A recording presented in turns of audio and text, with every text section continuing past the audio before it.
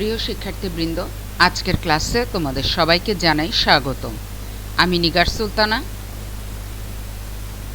সহকারী শিক্ষক, ঝিলটুলি সরকারি প্রাথমিক বিদ্যালয়। আমরা গত ক্লাসে যা পড়েছি, আসো সেগুলো আমরা একটু মনে করার চেষ্টা করি। গত ক্লাসে আমরা কি নতুন শব্দ শিখেছি মনে আছে আমাদের? হ্যাঁ, গতকালকে আমরা চিড়িয়াখানা, জিরাফ, হরিণ এবং শিশু পার্ক এই শব্দগুলো আমরা শিখেছি। আমিনের ফুফাতো বোনের নাম কি? আমিনের ফুফাতো বোনের নাম তিথি।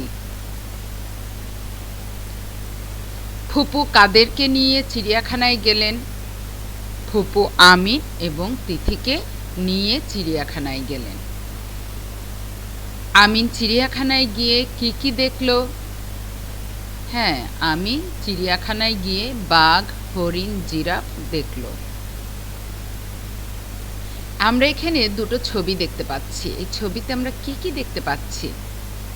হ্যাঁ, প্রথম ছবিতে একটা জলাশয়ের পাশে কিছু হাঁস দেখতে পাচ্ছি, পাশে গাছ, কিছু টিনের ঘর এবং গ্রামের একটি দৃশ্য দেখছি পাশের ছবিতে।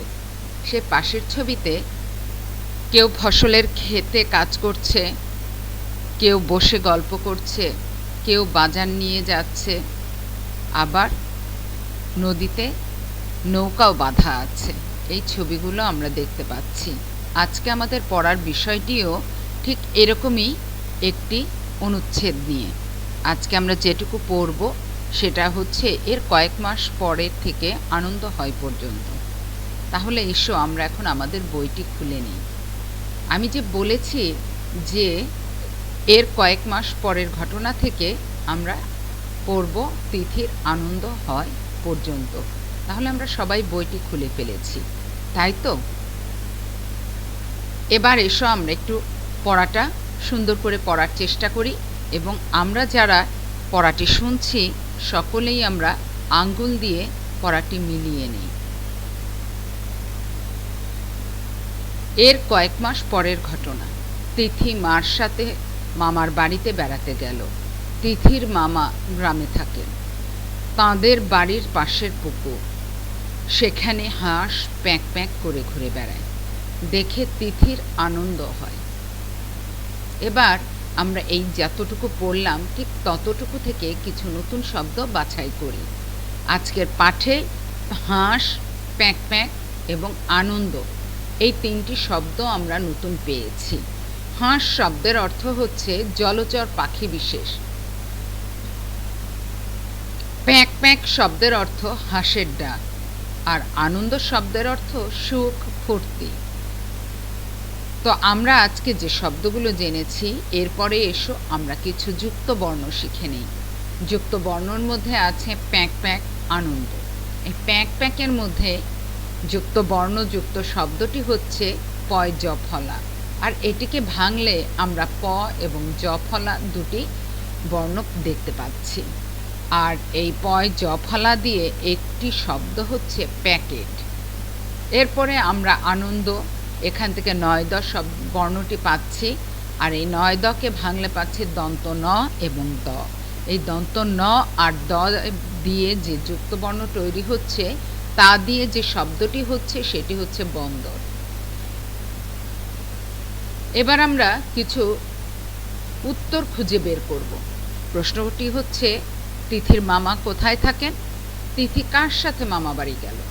আমরা এই উত্তরগুলো বই থেকে খুঁজে বের করব এবং খাতায় লিখে ফেলব। এখন এসো পাঠ থেকে আমরা কিছু শব্দ খুঁজে বের করি। বেড়াতে, বাড়ি, আনন্দ এবং গ্রাম এই শব্দগুলো আমরা অবশ্যই খুঁজে বের করব এবং খাতায় লিখব। আর এই শব্দগুলো দিয়ে এসো আমরা কিছু বাক্য তৈরি করে ফেলি। যে শব্দগুলো আমরা বইতে এতক্ষণ মিলিয়েছি সেই শব্দগুলো দিয়ে আমরা এখন বাক্য তৈরি করব। বেড়াতে দিয়ে বাক্য হচ্ছে আমি বেড়াতে পছন্দ করি। বাড়ি দিয়ে বাক্য হচ্ছে ছুটিতে নানা বাড়ি বেড়াতে যাব। গ্রাম দিয়ে বাক্য হচ্ছে আমি গ্রাম ভালোবাসি। আনন্দ দিয়ে বাক্য হচ্ছে দাদু বাড়ি গিয়ে অনেক আনন্দ করি।